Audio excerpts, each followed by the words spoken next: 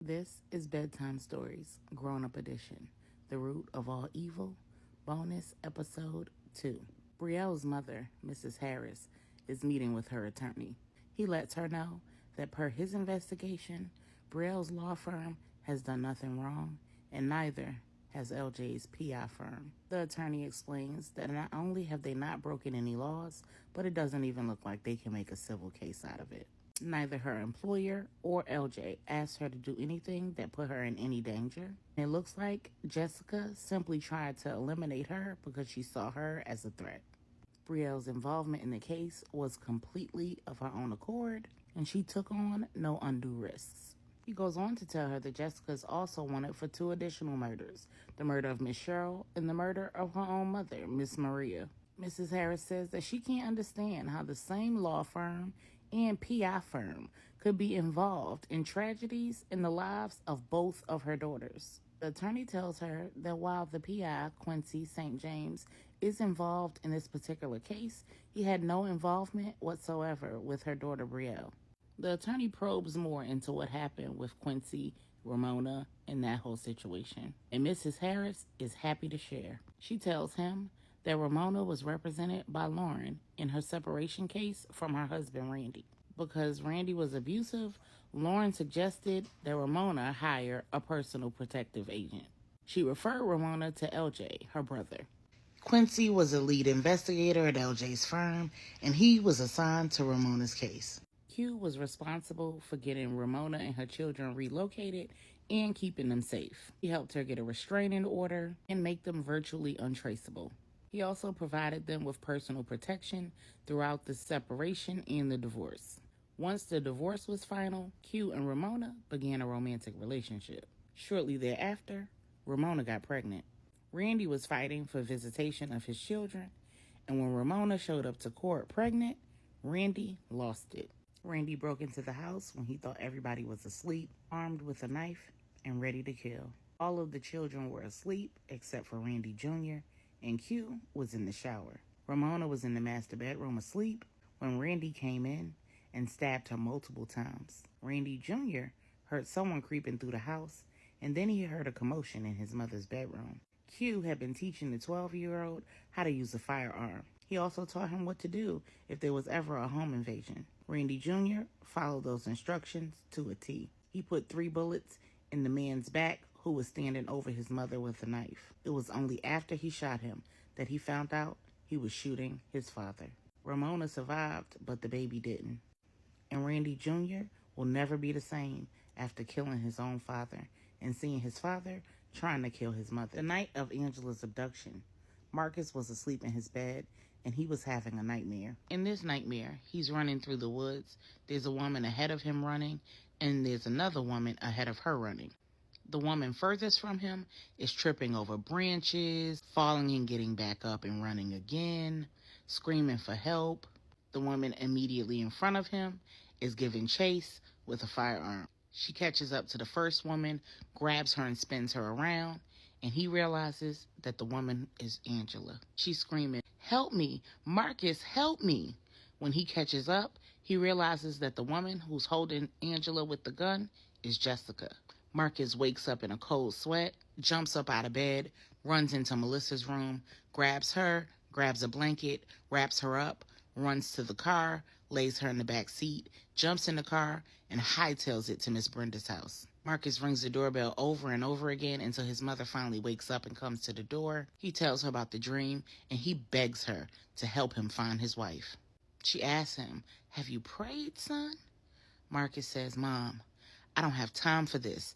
That dream wasn't just a dream. It was a vision." Miss Brenda says, "Son, let's just pray and see what God says." He says, "Okay, Mom, okay, go ahead and pray."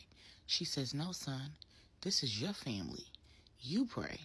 Marcus bows his head and closes his eyes, and he says, "Lord, I really don't know how to do this. I don't even know what to say, but God, you know where my wife is, and you know what's going on, and you know whether she's in danger, and you know what I should do. And Lord, I just want to save her."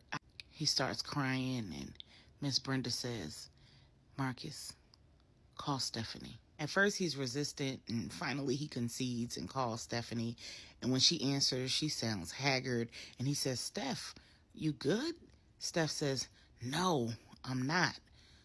Something's wrong. We gotta go to Angela, and we gotta go right now." Apparently, while Marcus and Miss Brenda were trying to figure out what to do and praying, Stephanie was having a vision of her own. In her vision, her mother, Miss Cheryl, was standing at the foot of her bed, and she was saying to Stephanie, "You need to go and help your sister and your nephew. They need you. They're in trouble, and you're the only one who can save them. I know you don't know how right now. Just remember that you all are your father's daughters. God will lead the way." Stephanie tells Marcus to go home, pack a bag, and pick her up in an hour. When Marcus asks where they're going, she says, "To save your wife." Earlier in Denver, Q's gone to the business to break the news to Bernie. She doesn't take it very well, but he stays with her, consoles her, and lets her know that he's on the case.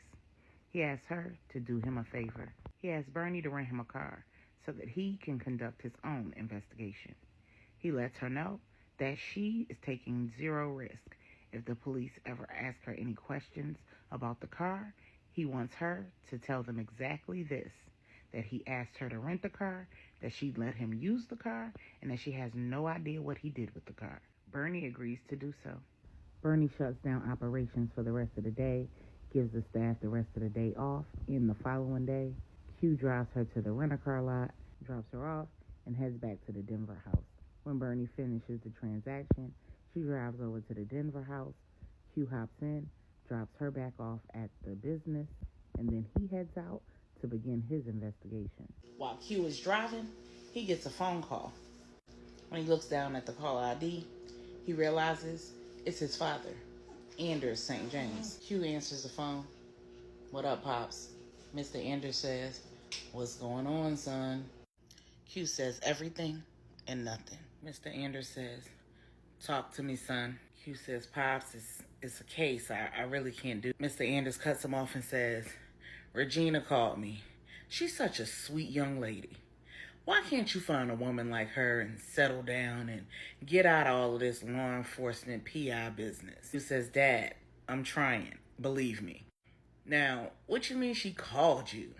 "Well, she was at her wit's end, and apparently something's going on, and she's worried about you. So she did the right thing. She called your father." Q chuckled and says, "I'm a little too old for her to be calling my father on me. I haven't been in the principal's office."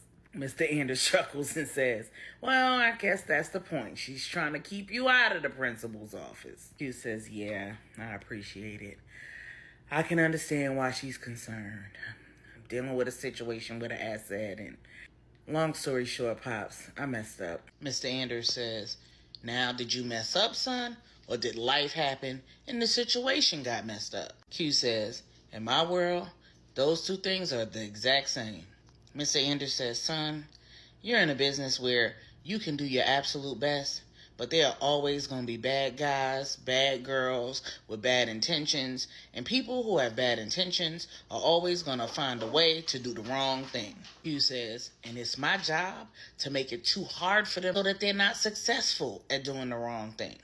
And if keeping people from doing the wrong thing was easy, God wouldn't have needed a flood to start humanity all over again." Q chuckled and said, "Well, when you put it like that, Pops," his father says, "I gotta put it like that because it's the truth. You're dealing with people who have free will. And as long as the Almighty allows us to have free will, there will always be people who use that will for evil, especially if there's money involved.